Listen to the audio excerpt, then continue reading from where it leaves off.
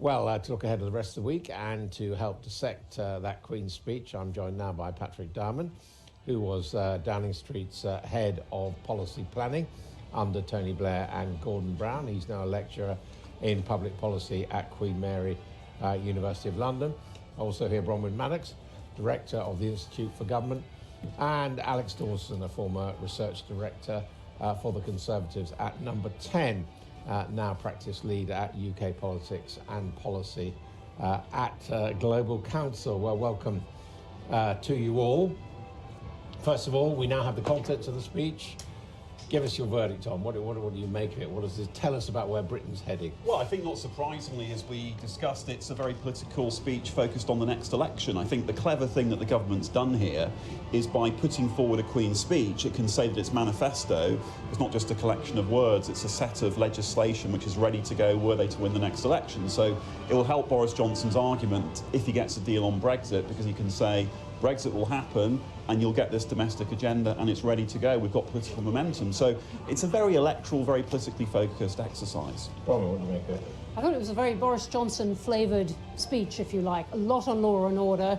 Brexit, the first thing that the Queen said, his statements on that. A lot on the environment, which is interesting to me. It's clearly going to be part of their election campaign. Health and education got animal rights as well. And animal rights, yep. Health and education got quite brisk treatment, but we know from their party conference that they intend to spend quite a bit on that as well. So absolutely a political, a political slate that they intend to campaign on, and in a way a gift of an opportunity to be able to set this out and not immediately to be tested on it.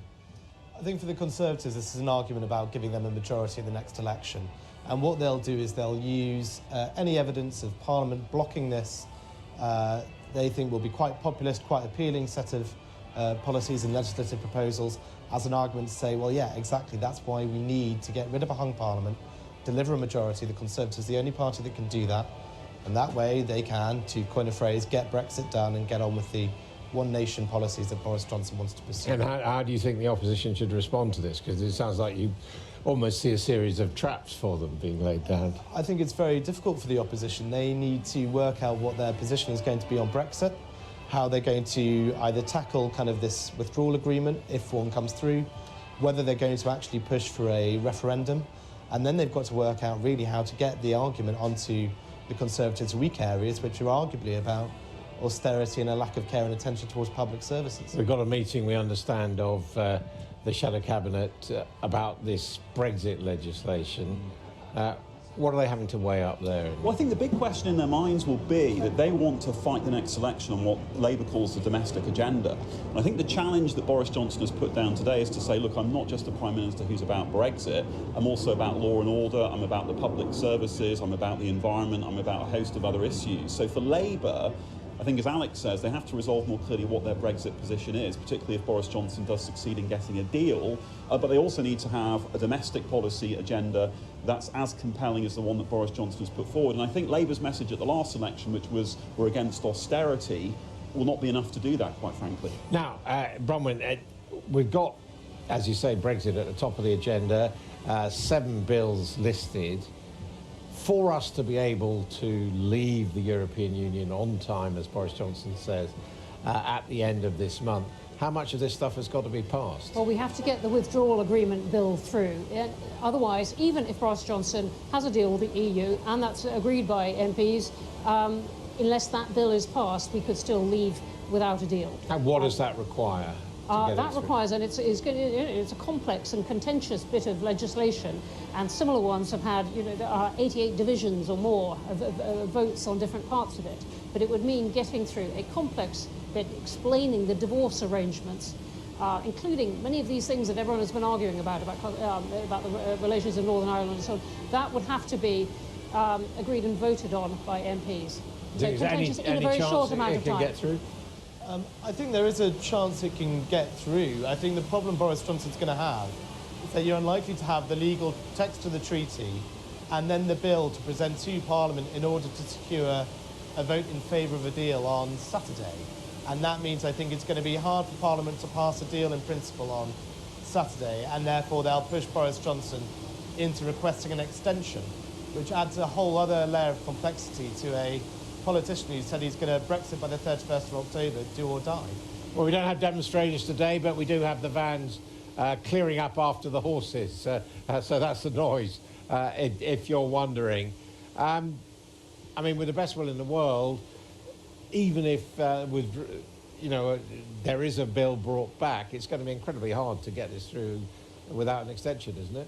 Very difficult. I mean, it looks almost technically impossible. Even if the government can assemble a majority to get this putative deal through Parliament, which looks difficult enough, then doing it in the time left looks almost impossible. So they're going to have to reconsider. It looks like an extension will have to be contemplated. Can the Prime Minister deal with that politically, given the divisions in his own party? That's, I think, the big question. I think what he has to hope is that you can get Parliament's assent in principle and then ask for possibly a technical extension from the EU. Yeah. It is actually technically possible that they could get this bill through if they wanted to. So but you that's could say the we've thing. left, but not in legal terms. That would be how. Yeah, it's a bit of time to work out the details, but. And what about this? The government saying, well, even if we lose the Queen's speech, even if it's defeated, we're just going to carry on. Where does that place us? Puts us in really strange territory, because in the past, before the Fixed Term Parliaments Act, losing the Queen's speech would mean almost certainly a government resigned, or it was taken as a vote of no confidence. Now we're in this curious consequence of this newish piece of legislation that you might have a government that they can do that. That's what it legitimate, wants. is it, or is it Yes, just bluff? yes, because they will be saying, give us an election, and if Parliament won't give them an election, everyone is caught in this limbo. And of course there's a budget coming up as well, and I think if they were in the position where they could not get a Queen's speech through the House of Commons and their budget measures also got voted down, I mean that really is unprecedented territory. It's a government which is completely unable to govern, completely dysfunctional. In all of this, they will say, will prove their point that what they need to do is have Jeremy Corbyn agree to have an election, agree to kind of get all this work through, agree to have a majority, and then you can deliver on all these popular things that they're going to say are in the Queen's speech. Look, I mean, surely if a Parliament defeats the government, it's the government that should go, not the. But there's no mechanism by which the government can sort of dissolve itself, and I think Boris Johnson would be very, very unwilling to offer his resignation to the Queen and say, you know what, I think the person who can best do this is Jeremy Corbyn. I think it's kind of unrealistic to assume that he would go about doing that, especially because the threat of Jeremy Corbyn as Prime Minister is probably one of the most important rallying tools for moderate Conservative voters that they hope to hold into their coalition. Now, Bronwen, they have included this European Union withdrawal bill Yes, they have. in the Queen's speech. They've said we're leaving. Yeah. So what happens if there isn't an agreement with the European Union, there isn't a withdrawal agreement that Boris Johnson's going to bring back to Parliament? Well, then we get to the 19th, where he is obliged by the Ben Act, this new piece of legislation, to ask for an extension if he hasn't got the Commons' approval either for a deal, which he won't have got, or for no deal, which he doesn't want to give.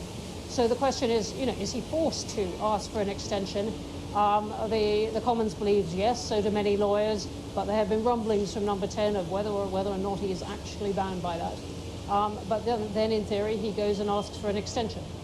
But does the fact that he's put it in the Queen's speech, my government's priority has always been to secure departure on the 31st of October. My government intends to work towards a new partnership with the European Union based on free trade and friendly cooperation.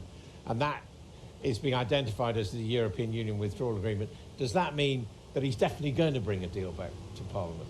Oh, absolutely not. I mean, we're obviously in a position where in the coming days we'll know the answer, but the talks are clearly very finely balanced at the moment. I think just because those passages are in the Queen's speech is no guarantee that by the end of this week we'll be discussing a firm deal on the table. I mean, with a deal it takes two to tango, and the UK and the EU both need to agree. But he said he's going to do it. Yeah, but it's an I mean, expression of wish. Just a wish. Intention. But he might not intend to do it if he doesn't like the deal. The thing is, he's got to agree a deal with the EU, and if the EU won't agree to a deal on his terms, he'll say, well, fine, what I need to do is go back to the UK, right. I need to call an election, get a very clear majority, very clear backing for my plan, right. And then we'll talk. Well, let's suppose he doesn't bring a deal back. Can he still leave without a deal on the 31st of October, probably? I think it's very difficult. I think he is then obliged to ask for an extension. What do you think? I think it's very, very difficult, and I think Labour always hoped that him having to extend would harm his kind of political appeal. The Conservatives are now fairly confident that they could get away with it. No, it's going to be blame game territory where Boris is going to want to be very clear that the reason why he's had to extend is the Parliament, not him, and that will be the dynamic that we see played out at Westminster in the coming weeks. Okay, lots to look forward to. Many thanks to you, all three of you.